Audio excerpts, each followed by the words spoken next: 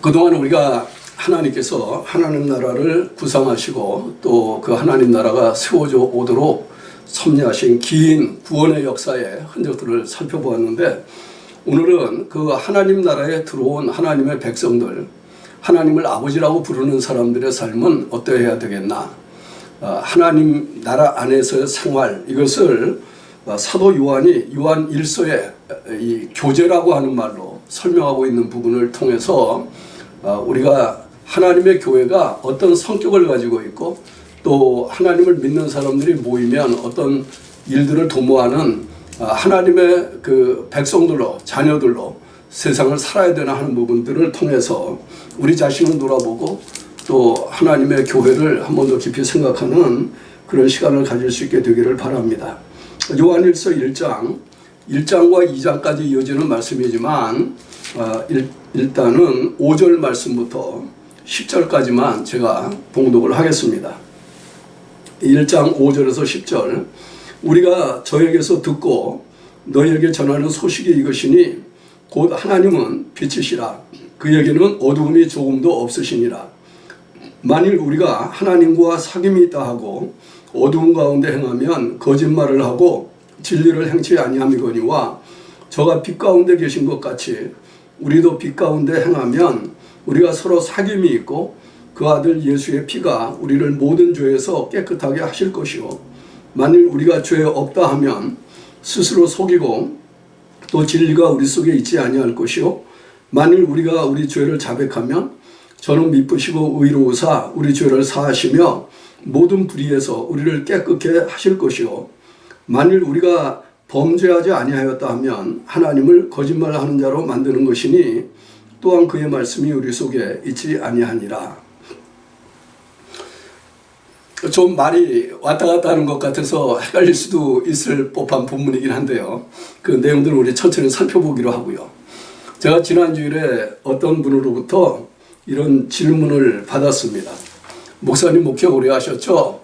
그래서 예, 목회를 오래 했습니다. 그랬더니 목사님 목회가 뭐예요? 이렇게 하고 물어보더라고요. 목회가 뭐예요? 그러면서 이제 하는 말이 목사님은 예배 드릴 때 어떤 것을 염두에 두고 예배를 드립니까? 또 이렇게 물어보셔요.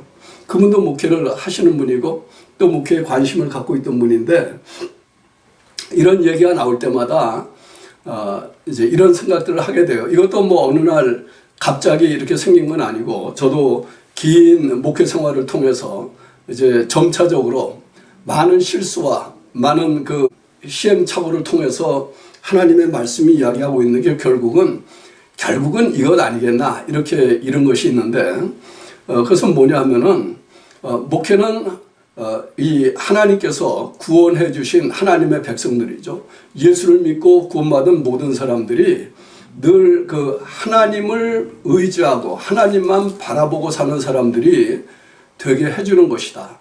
그러니까 예배라고 하는 것은 뭐냐 하면 그 예배 시간을 통해서 선포되어지는 말씀을 듣고 그 들은 청중이 하나님 앞에 늘 나아가는 사람들이 되도록 되어지면, 또 하나님 때문에 즐거워하고 기뻐하는 사람들이 될 수 있도록 되어지면, 그러면 그것이 참 하나님께서 연합하실 만한 예배라고 이렇게 생각을 하게 되어진 겁니다. 그러니까 왜 제가 이야기를 하냐 하면은 여러분들이 교회에서 이렇게 지내다 보면 우리 생각의 초점이 하나님이 아닌 다른 많은 것으로 이렇게 흐트러져 나가는 것을 볼 수 있게 되어지고, 그 생각의 초점이 하나님이 아닌 다른 것으로 흐트러져 나갈 때는 그게 행사도 될 수 있고 뭐 봉사도 될 수 있고 많은 이야기를 할 수 있는데, 궁극적으로 그 중심에 누가 있냐 하면은 내가 있거든요. 내가 있다라고 하는 말을 할 때에는 하나님이 보이지 않는다는 뜻이죠. 그러니까 우리가 교회 나가서 하나님을 예배한다고 얘기하는데도 그 예배의 현장 가운데에 하나님이 계시는 게 아니고 내가 있고, 그리스도 예수의 피 묻은 십자가의 구원의 아름다운 감격이 보이는 게 아니고 내가 있고, 그리고 성령께서 우리 생각을 끊임없이 하나님에게로 나아가도록 하나님을 신뢰하고 하나님만 바라보고 살도록 이렇게 권장하고 도전하고 위로하고 책망하고 이렇게 해도 여전히 내가 있다라고 얘기하면 그거는 좋은 신앙생활이라고 할 수 없지 않겠습니까? 이제 그런 면에서 이제 우리가 하나님이 우리를 구원해 주셨다라고 얘기할 때 우리가 하나님의 말씀을 전하는 것은 결국 모든 사람들로 하여금 다 하나님께 나가도록 하는 일을 위해서 하는 것이라고 얘기를 할 수가 있겠습니다. 사도 바울은요, 자기가 그 말씀 사역을 하는 일 자체를 놓고 그것 때문에 이런 면을 이렇게 얘기를 한 적이 있어요. 고린도 교인들에게 편지를 쓰면서 나는 너희들과 여러분들과 그 예수님 사이에서 중매잡이 역할을 하고 있다. 나는 중매장이가 되어서 여러분들을 순결한 처녀로 예수님과 결혼하게 해주고 싶은데 여러분들은 그 주님을 위해서 주님을 바라보고 주님을 위해서 자신을 준비하는 이런 삶을 사는 게 아니고 자꾸 다른 것을 따라가려고 하는 이런 모습을 보이니 참 안타깝다 이렇게 탄식을 한 부분이 있죠. 오늘 읽은 이 본문 말씀에도 보면 사도 요한이 우리가 읽지는 않았지만 본문의 그 선행에서 나온 말씀 보면 이런 이야기를 하고 있습니다. 우리가 보고 들은 바를 너희에게도 전함은 너희로 우리와 사귐이 있게 하려 함이니 우리의 사귐은 아버지와 그 아들 예수 그리스도와 함께한 것이다 이렇게 얘기하고 우리가 읽은 5절을 시작을 할 때 이렇게 얘기하죠. 우리가 저에게서 듣고 너희에게 전하는 소식이 이것이다. 결국은 사도 요한이 얘기할 때에 그 이야기를 하면서 그 소식의 핵심은 뭐냐 하면은 곧 하나님은 빛이시다 라고 하는 거예요. 하나님은 빛이시다. 그 얘기는 어둠이 조금도 없다 이렇게 이야기를 하죠. 그 말은요 이런 이야기입니다. 예수를 믿는 사람이 된다라고 하는 것은 곧 빛이신 하나님과 예수님과 사귐을 갖는다는 말이고 또 우리가 하나님의 말씀을 전한다라고 하는 것은 그 빛과의 사귐을 가지고 있는 그 사람들로서 어둠 속에 있는 사람들에게 여기 빛이 있다. 우리들과 교제하지 않겠냐. 우리들과 함께 하나님께 나가서 교제하는 사람들이 되지 않겠냐. 이렇게 이야기하는 것과 같다라고 하는 말이죠. 여러분들 혹시 코이노니아라고 하는 말을 들어본 적이 있습니까? 한때 한국 교계에서 이 코이노니아라고 하는 말이 유행을 했던 이런 적이 있습니다. 마치 교회 성장이라고 하는 말이 유행을 했던 적이 있는 것처럼 혹은 성령세라고 하는 말이 유행을 했던 적이 있는 것처럼 이런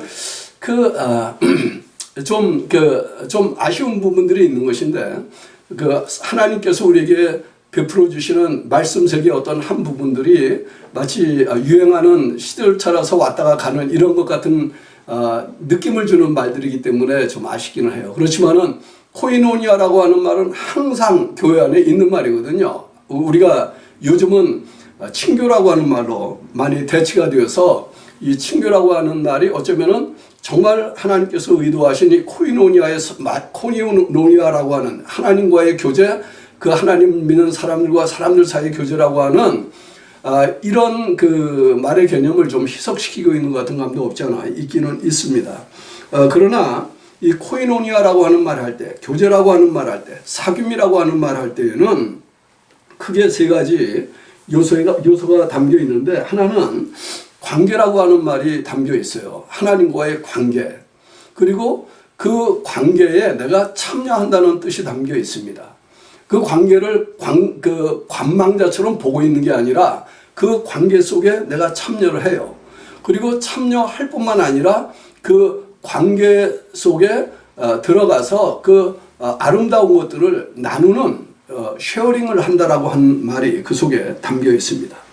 그래서 우리가 이 하나님이 빛이시다라고 하는 이야기를 할 때 이 하나님 나라 백성들의 삶의 출발점은 어디에서부터 시작하냐 하면은 이 하나님과의 관계 속에서 빛과의 관계 속에서 빛과 맺은 이 교제 속에서 출발을 하고 거기에 참여하고 그것을 나누는 이런 일을 하게 되어지는데 이 하나님이 빛이시다 이렇게 얘기했을 때는 이건 아주 강한 이 은유라고 얘기를 해요. 우리가 이제 문법적으로 얘기할 때 뭐 은유나 직유나 뭐 이런 표현들을 쓰는데요.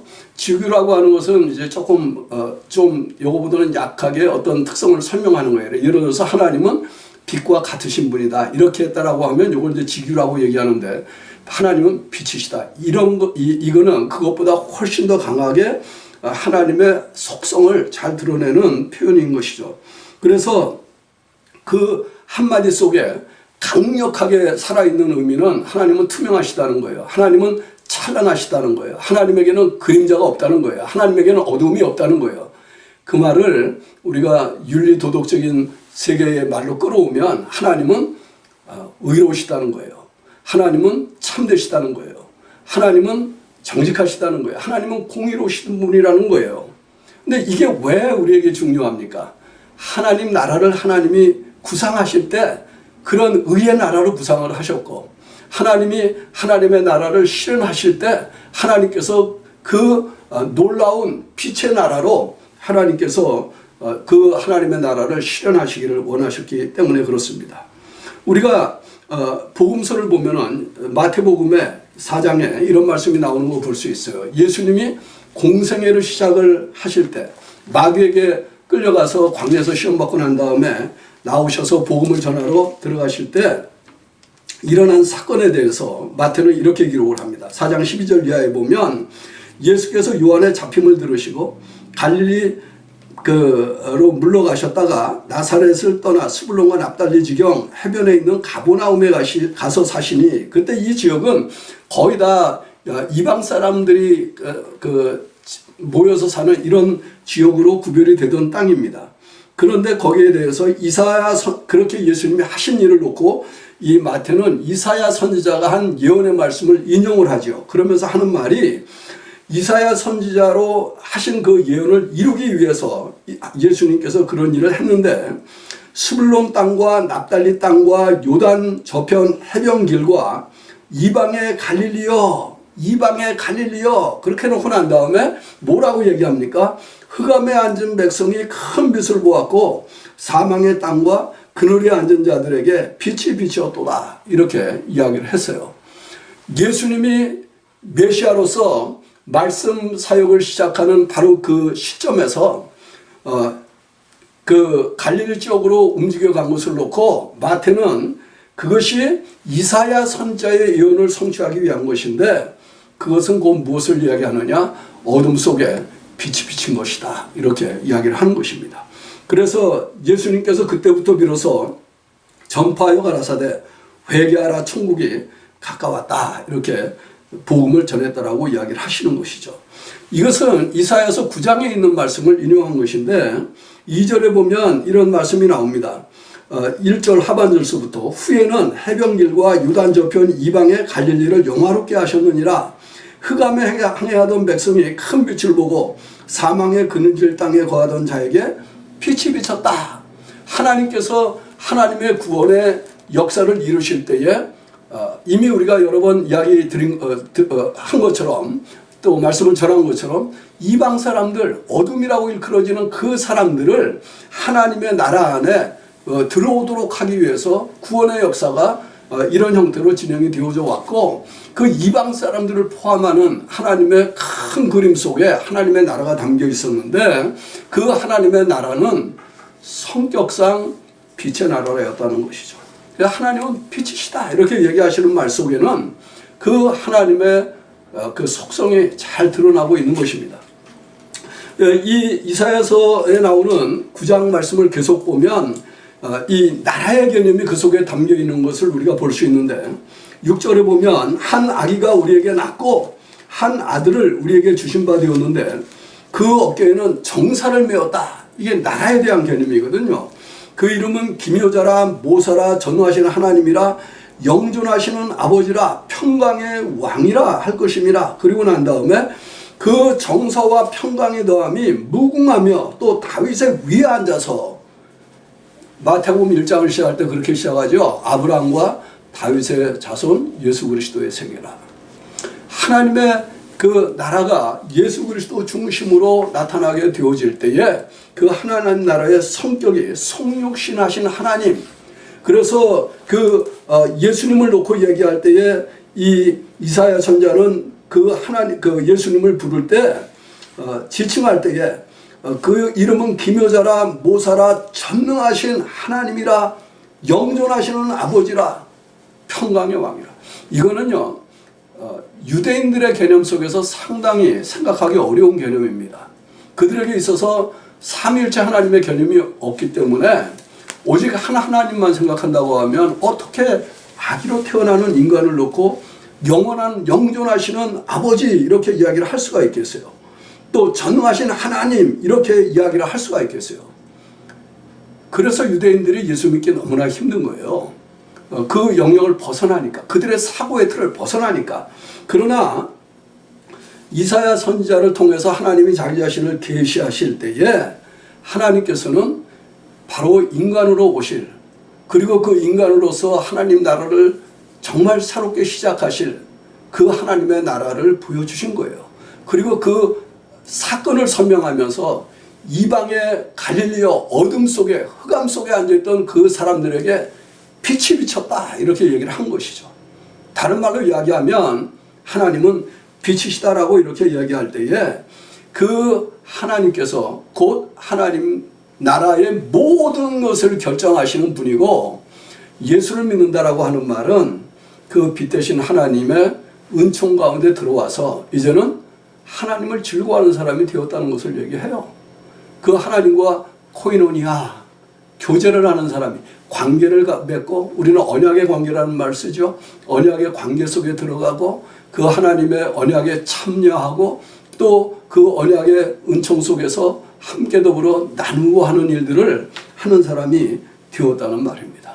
그래서 교회가 하나님의 나라로서, 빛의 나라로서 사도 요한이 우리에게 보여주고 있는 이 하나님과의 교제, 하나님과의 사귐을 얘기할 때는 너무나 아름다운 거예요. 그리고 난 다음에 사도 요한이 얘기하는 것은 뭐냐 하면은 그 사귐이 하나님과만의 관계가 아니고 우리 믿는 사람들 사이에서도 일어나는 그런 일이라고 이야기를 하는 것입니다. 그래서 저는 이 빛의 교제라고 하는 말을 할 때에 이 말씀 속에서 하나님과 같은, 하나님이 의도하신 죄를 용서받고 구원받은 사람들이 새롭게 시작되어진 이 교제를 생각할 수 있게 되어지기를 바라는데, 2장까지 이어지는 말씀을 보면 이거는 크게 두 가지로 정의가 되어 있습니다. 하나는 뭐냐 하면은 의의 교제예요. 의의 교제. 28절 이하에 나오는 말씀을 보면 이렇게 얘기합니다. 2장 28절에 자녀들아 이제 그 안에 거하라. 관계죠. 그 안에 거하라. 이는 주께서 나타나신 바 되면 그의 강림하실 때에 우리로 담대함을 얻어 그의 앞에서 부끄럽지 않게 하려 함이라 그랬어요. 너희가 그의 의로우신 줄을 알면 의를 행하는 자마다 그에게서 난 줄을 알리라. 거듭났다. 구원받았다. 새 사람이 됐다. 의의 아버지께로부터 거듭난 사람이 되었다라고 하면 세상을 살아가면서 의를 행하는 사람으로 산다. 이렇게 얘기하는 것이죠. 마태복음 5장에 가면 빛을 놓고 이야기할 때 선한 착한 행실이라고 하는 말로 설명을 합니다. 너희가 세상의 빛이다. 이렇게 얘기하고 나서 16절에 보면 이같이 너희 빛을 사람 앞에 비치게 하여 저희로 너희 착한 행실을 보고 하늘에 계신 너희 아버지께 영광을 돌리게 하라. 착한 행실, 선한 삶, 선한 행실, 이런 것들은 다 의에 속하는 것들을 얘기하는 것이죠. 그리고 그 2장 9절 앞에 나오는 그 부분의 말씀을 보면 이 빛의 교제를 한다는 말은 사랑하면서 산다라고 하는 것이에요. 의를 행하면서 사는 것뿐만 아니고 사랑하면서 산다. 사실은 의나 선이라고 하는 것은 이 사랑이라고 하는 것에서 나오는 열매라고 할 수 있는데 2장 9절에 보면 이렇게 이야기를 하고 있어요. 빛 가운데 있다 하며 그 형제를 미워하는 자는 지금까지 어두운 가운데 있는 자요. 그의 형제를 사랑하는 자는 빛 가운데 거하여 자기 속에 거리낌이 없다. 그렇게 이야기를 하고 있죠. 빛 가운데 거하는 사람은 자기 형제를 사랑하는 사람, 형제를 미워하는 사람, 여전히 어둠 속에 있는 사람, 이렇게 이야기한다라고 하는 것은 빛 가운데 있는 사람들은 정말 하나님께서 우리를 사랑한 십자가의 그 사랑, 구원의 이 사랑을 아는 사람들이기 때문에 마찬가지로 용서하고 사랑한다라고 하는 말의 의미를 알고 사는 사람들이라는 말과 같습니다. 그래서 형제라고 하는 말은 결국 나 외에 다른 사람들을 다 포함한다고 얘기할 수 있는데, 빛 가운데서 하나님과 교제를 나누는 삶을 사는 사람이라고 하면, 그러면 그 빛이 반영되어지는 삶을 산다라고 얘기할 때 그 의로운 삶, 선한 삶을 나타날 수 있도록 만들어주는 그 근저, 그 동기는 사랑이라고 얘기를 하는 것이죠.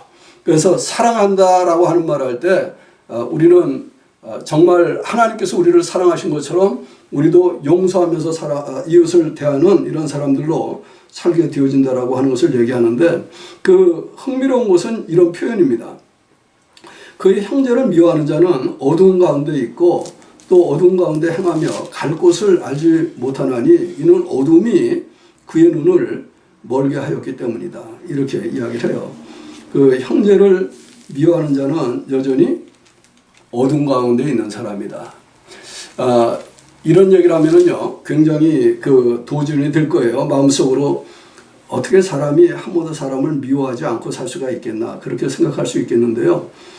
그러나 하나님께서 이야기하고 있는 것은 그런 뜻이에요. 그런 뜻. 우리가 용서받은 사람이라고 하는 것을 정녕 믿고 사는 사람이라면 우리도 용서하면서 사는 사람으로 살 수 있게 되어지겠다라고 얘기하는 것이죠. 그러면 이것을 가능하게 하는 것이 뭐냐? 이것을 가능하게 하는 것이 필요한데요. 사도 요한이 이것을 이렇게 설명을 하고 있어요. 이것을 가능하게 하는 것은 우리가 두 가지 사실을 잘 이해하고 인정하면서 살면 그 하나님과의 관계 속에서 우리를 이해하는 것이고 또 하나님께서 두신 사람들과의 관계 속에서 우리를 이해하는 것이니까 이 두 가지를 잘 이해하면 참으로 빛 가운데 거하는 사람들로 살 수 있겠다, 이렇게 얘기를 하는 것인데, 하나는 뭐냐 하면은요, 우리의 삶의 실상을 바르게 이해하고 늘 어둠 속에서 우리를 건져내셨을 뿐만 아니라 우리의 삶 속에서 어둠이 깃들지 않도록 어둠을 몰아내 주시는 그 빛 대신 하나님께로 나아가는 것입니다. 다시 말하면 하나님께 나아가야 된다, 늘 하나님께 나간다, 이렇게 얘기하는 것은 죄를 짓지 않고 사는 사람은 아무도 없다라고 하는 것을 인정하는 거예요. 누구나 다 죄를 지으면서 삽니다.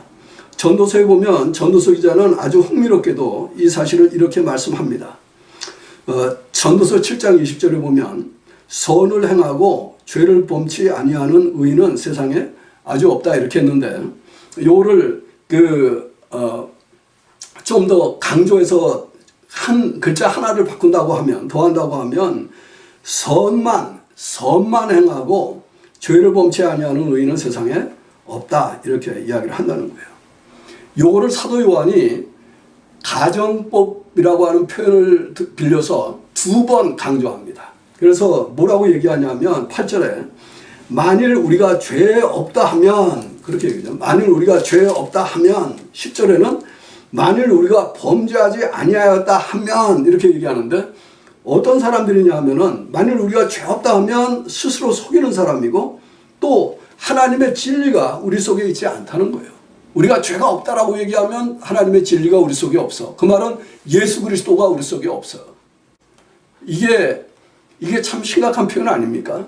그 다음에 보면 만일 우리가 범죄하지 아니하였다 하면서 하나님을 거짓말하는 자로 만드는 것이다, 이렇게 얘기를 하는 거예요. 빛이라고 하는 말 반대쪽에는 거짓이, 어둠이 있는 것뿐만 아니고 진리라고 하는 말 반대쪽에는 거짓이 있다라고 얘기할 수 있는데, 이게 그 실상이라는 거죠. 그러니까 우리가 하나님 앞에 죄를 짓지 않고 산다, 이거는 있을 수 없다는 거예요. 빛의 교제를 갖는 사람이라고 하는 말은 율법적인 의미에서 율법을 완전하게 행하는 사람이라는 뜻이 아니고 오히려 하나님께로 늘 나와서 그 문제를 해결받는 사람이라는 뜻이에요. 빛과의 교제를 이야기할 수 있는 사람은 내가 어둠의 어떤 흔적을 가지고 있었던 사람이라고 하는 것을 인정하는 사람이에요.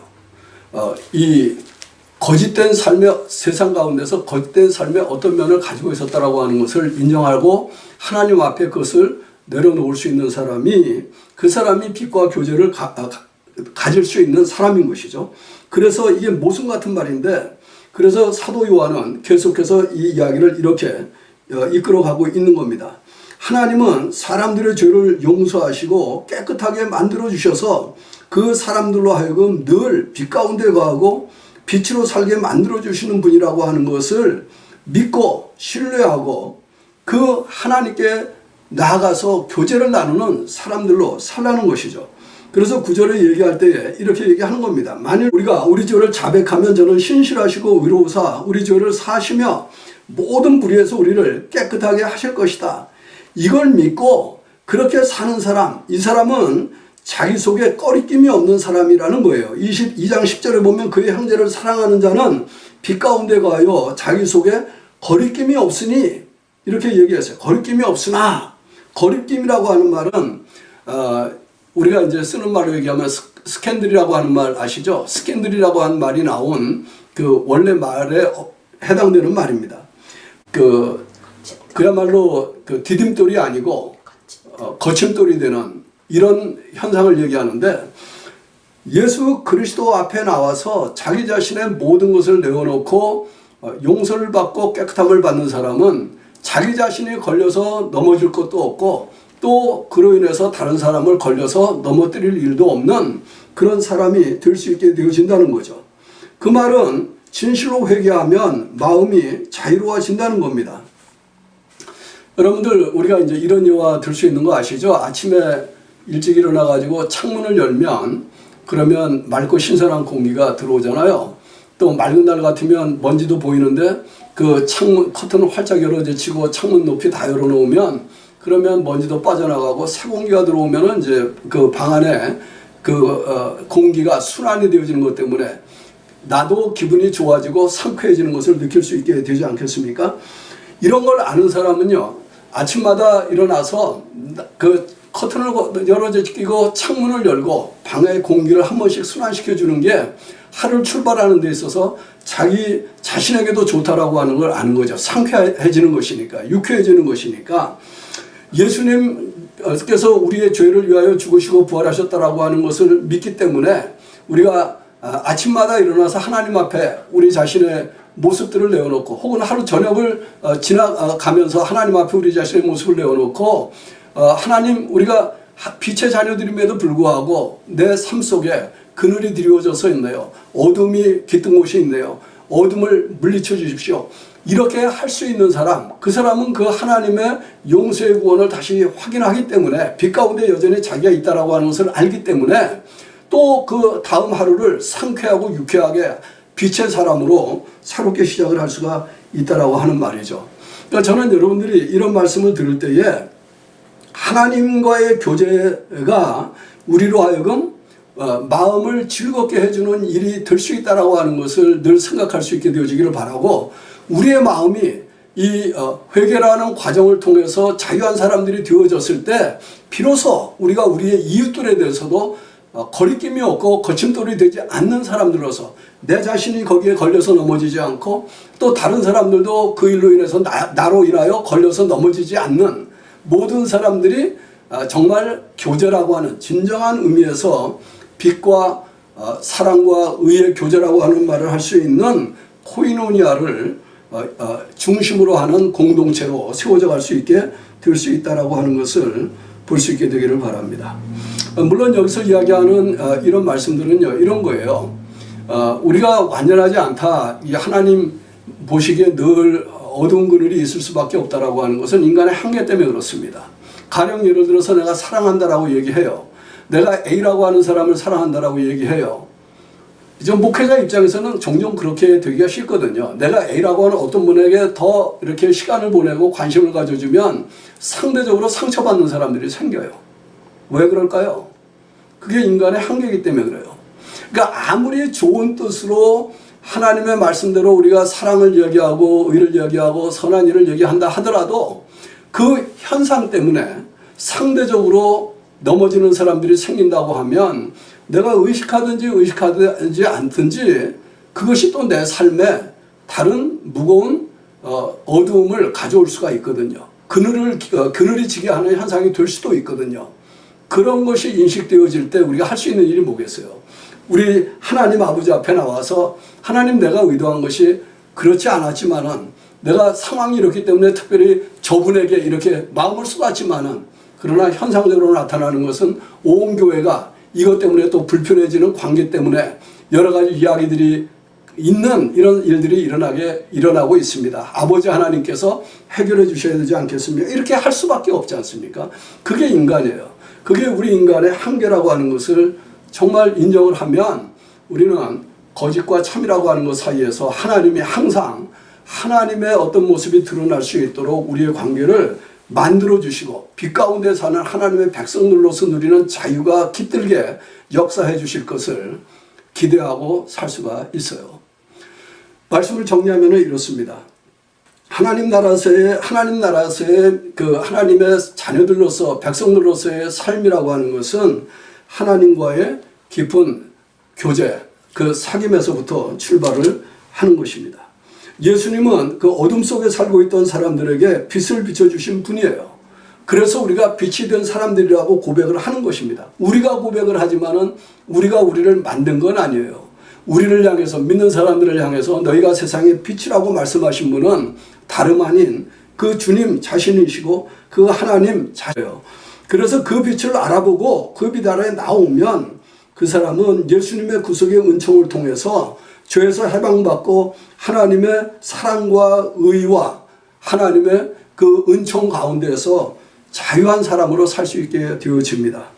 그런데도 불구하고 우리는 여전히 죄가 있고 죄성의 영향을 받는 사람들로 살고 있기 때문에 늘 하나님 앞에 나오는 게 필요하고 늘 우리 자신을 하나님께로부터 새롭게 지음을 받는 것 같은 쇄신함을 받는 이런 은혜가 필요해요. 그래서 우리 자신을 속이지 않고 우리의 한계를 인정을 하고 하나님 앞에 늘 우리 자신을 내려놓는다고 하면 하나님께서는 늘 새로운 그 빛을 우리에게 비추셔서 우리로 하여금 밝은 사람들로 살게 해주실 것이고 그런 사람들이 모여서 이루는 교회 공동체는 하나님께서 의도하신 아름다운 하나님 나라를 보여주는 그 공동체로서 보여주는 하나님의 교회로서 주님이 의도하신 교회로서 세상 가운데 하나님의 영광을 잘 드러내게 될 수 있으리라고 믿습니다. 저는 여러분들이 한 주간을 지나가실 때 무엇보다도 하나님과의 교제를 사모하면서 사는, 그래서 늘 하나님 앞에 가까이 나가는 이것 때문에 소망이 있고 새로운 기대가 있는 이러한 아름다움을 누릴 수 있게 되어지기를 주님의 이름으로 축원합니다. 기도하겠습니다.